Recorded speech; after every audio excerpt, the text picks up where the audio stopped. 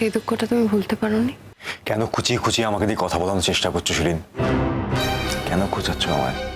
আমি সত্যি আর চাই না যে আমাদের মাঝখানে আর কোনো এরকম কথাবার্তা আসুক। কিন্তু কথাগুলো না হলে, না এলে তো কথাগুলো থেকেই যাবে, তাই না অনুজ? কথা তো থেকেই যায়, কিছু কিছু কথা চিরকাল থেকে যায়, কিছু করার নেই। কিন্তু তার মানে তো এটা নয় যে মানুষ জীবনে এগোবে না, নতুন কোনো সম্পর্ক তৈরি হবে না। যেরকম ভাবে এটা সত্যি যে কিছু কথা থেকে যায়, ঠিক সেরকম ভাবে এটাও সত্যি যে মানুষ এগিয়েও যায়। বুঝলাম।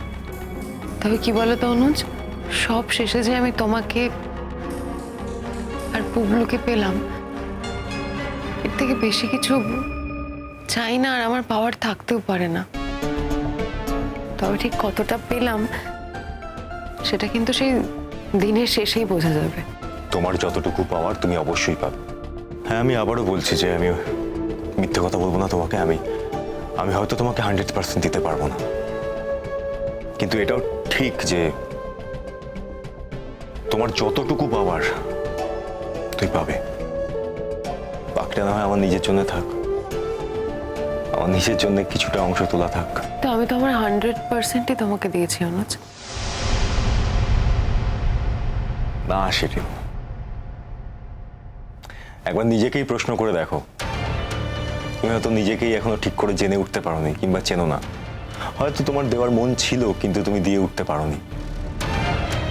ঠিক আছে, তুমি যখন বলছো এই কথা কাটাকাটি করে তো কোনো লাভ নেই।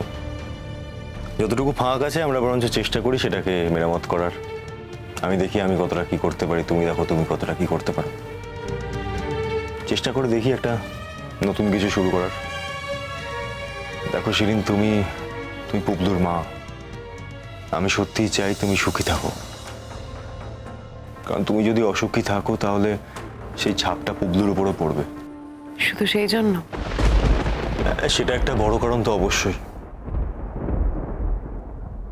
কদিনের আর জীবন শিরিন, কদিন আর বাঁচবো আমরা? সবাই সুখী থাকতে চায়, সবার জীবনেই সুখ চাই। তুমিও বা কেন অসুখী থাকবে বলো তো?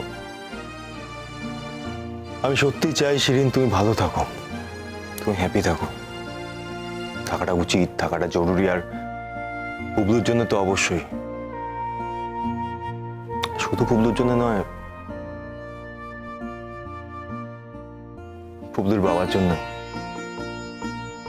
তোমার জন্য? কিরকম? আমি খুব ডিফিকাল্ট একটা জব করি শিরিন। যদি আমার ঘরে শান্তি না থাকে আর বাইরেও শান্তি না থাকে, কি করে বাঁচবো আমি? তাই আমি চাই আমার বাড়িতে অ্যাটলিস্ট শান্তি থাকুক, যাতে আমি বাইরের কাজগুলো ঠিকঠাক করে করতে পারি। আমার মনে হয় you are enough sensible to understand this. আমি তো প্রথম থেকেই দিতে চেয়েছিলাম। যদি সত্যি তাই হয়ে থাকে আর আমি যদি সেটা নিতে না পেরে থাকি, তাহলে সেটা আমার ব্যর্থতা। আর কোনো পুরোনো কথা বলতে আমার ভালো লাগছে না। মনে হয় আমরা কেউই আর পুরোনো দিনে ফিরতে চাই না।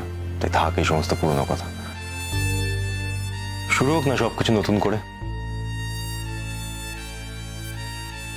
বলছি নতুন করে তুমি শুরু করতে পারবে তো? আমি তো নতুন করেই সবকিছু শুরু করেছি। পুরোনো জিনিসগুলো ভুলে যাওয়া খুব দরকার শিরিন। সবকিছু ভুলে যাও, ওগুলো মাথায় রাখলে মনে কষ্ট হবে। সামনের দিনে পথ চলা আরো বেশি কষ্টকর হয়ে যাবে। তবে না, তোমার মধ্যে একটা দুঃখ তো আছে, সেটা বারবার তোমার কথাবার্তায়, তোমার বডি ল্যাঙ্গুয়েজের মাধ্যমে বেরিয়ে আসে বা বেরিয়ে আসছে। সেটাই আমার খারাপ লাগে। ওইটুকু দুঃখ মানুষের মনের মধ্যে না থাকলে মানুষ আবার শুদ্ধ হয় না। থাক না, আমার মনের মণিকোঠায় যত্ন করে ওইটুকু দুঃখ আমি না হয় তুলে রেখে দিলাম, কি যায় আসে? কিন্তু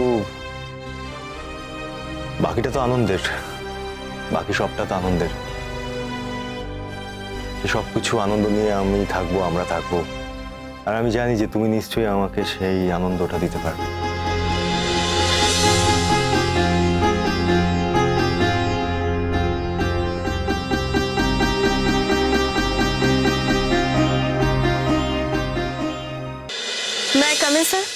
ইয়েস, কাম ইন। স্যার,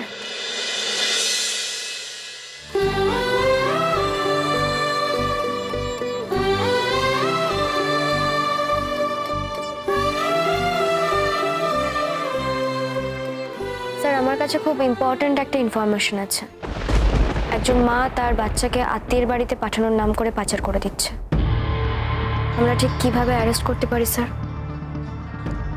সবার আগে তোমাকে ভেরিফাই করতে হবে যে যে সোর্স থেকে তুমি খবরটা পেয়েছো সেটা জেনুইন কিনা। হ্যাঁ স্যার, আমার তো মনে হচ্ছে সেটা সত্যি। দেখুন স্যার, বাচ্চাটা খুবই ছোট, আর যাদের কাছে বাচ্চাটাকে পাঠানো হচ্ছে তারা যথেষ্ট সন্দেহজনক। তাদের ট্র্যাক রেকর্ড ভালো নয় স্যার। তাহলে আটকাও। বাট স্যার, ওরা যদি উল্টো চ্যালেঞ্জ করে, মানে ওরা তো বলতেই পারে আমাদের বাচ্চা আমরা যে কোনো জায়গায় পাঠাতে পারি, তাতে কার কি বলার আছে? আত্মীয়ের বাড়িতে আমরা পাঠাতেই পারি। তখন আমরা কি করব স্যার?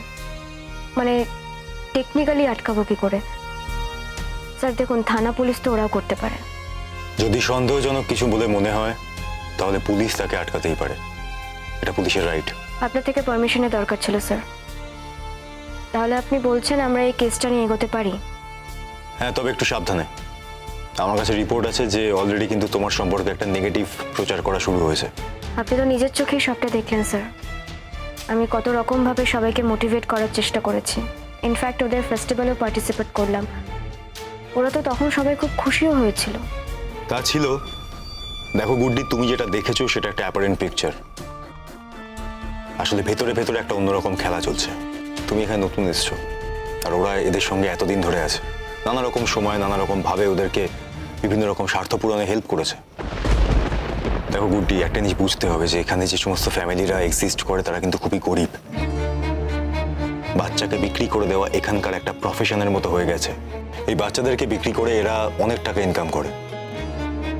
আমি বলছি না সবসময় বাচ্চাদের ক্ষতি হয়, এরকমও দেখা গিয়েছে যে বাচ্চাদেরকে অনেক বড় লোক বাবা মার হাতে এরা উঠিয়ে দিয়েছে, কিন্তু সেটা প্রসিডিওর মেনে হয় না, একটা হিউজ টাকার বিনিময় হয়। আবার অনেক বাচ্চা যে চিরকালের জন্য মিসিং হয়ে যাচ্ছে সেই খবরও কিন্তু আমাদের কাছে আছে। এমনও দেখা গিয়েছে যে অনেক বাচ্চার কখনো ফিরেই আসেনি, খোঁজই পাওয়া যায়নি। এবার শুধুমাত্র বাচ্চাদের ক্ষেত্রেই যে এটা হচ্ছে তা কিন্তু নয়, অ্যাডাল্টদের ক্ষেত্রেও এটা হচ্ছে। তাই আমাদের যাই করতে হবে না কেন, আমাদের খুব সংঘবদ্ধ হয়ে প্ল্যানফুলি কাজটা করতে হবে। স্যার আপাতত এই কেসটার ক্ষেত্রে ঠিক কি করতে পারি?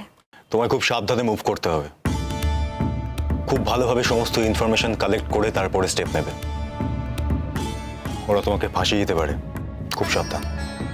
প্রত্যেকটা স্টেপ খুব বিচার বিবেচনা করে তোমাকে নিতে হবে। একটা ভুল স্টেপ সবটা গন্ডগোল হয়ে যাবে। আমার মনে থাকবে sir. I am trying my best. Sir একটা পারমিশন নেওয়া ছিল আপনার থেকে। আজকে ওই বাচ্চাটার ফ্যামিলির লোকজনের সঙ্গে একবার মিট করার চেষ্টা করছি। যতটুকু আমার কাছে ইনফরমেশন আছে, কাল পরশুর মধ্যেই বাচ্চাটাকে পাচার করে দেওয়া হবে। এখন এইসব পাচারকারীরা বাচ্চাদেরকে পাচার করার নতুন নতুন ছক আবিষ্কার করেছে। এই আত্মীয়দের কাছে দিয়ে দেওয়া তার মধ্যে একটা ছক। চেষ্টা তো করতেই হবে স্যার। চেষ্টা না করলে সবটাই হাতের বাইরে বেরিয়ে যাবে। আজকের মধ্যেই যা বোঝার আমাকে বুঝতে হবে। ওকে স্যার আমি তাহলে আসছি। এসো। আর হ্যাঁ, আর একটা কথা, আমার খুবই খারাপ লাগছে গুড্ডি, কালকে তোমার জাস্ট বিয়ে হলো আর আজকে থেকেই তোমাকে ডিউটি জয়েন করতে হচ্ছে। খারাপ লাগার তো কিছু নেই স্যার, দ্যাটস মাই ডিউটি। বিয়ে হয়েছে তো কি হয়েছে, ফাইনালি দিনের শেষে তো আমি বাড়িতেই ফিরবো। হ্যাঁ তা ফিরবে, তাও দুদিন রেস্ট তো করতেই পারতে, সেটা হলো না। স্যার বিয়েটা আমার পার্ট অফ লাইফ, তাই ওটা নিয়ে আলাদা করে ভাবতে হবে এটা আমি মনে করি না। আমি শুধু এটুকু জানি, এটুকু বুঝি, অন্যান্য যে কোনো কাজকে যেমন আমি সময় দেব, আমার নিজের সম্পর্কেও আমার নিজেকে সময় দেওয়া উচিত।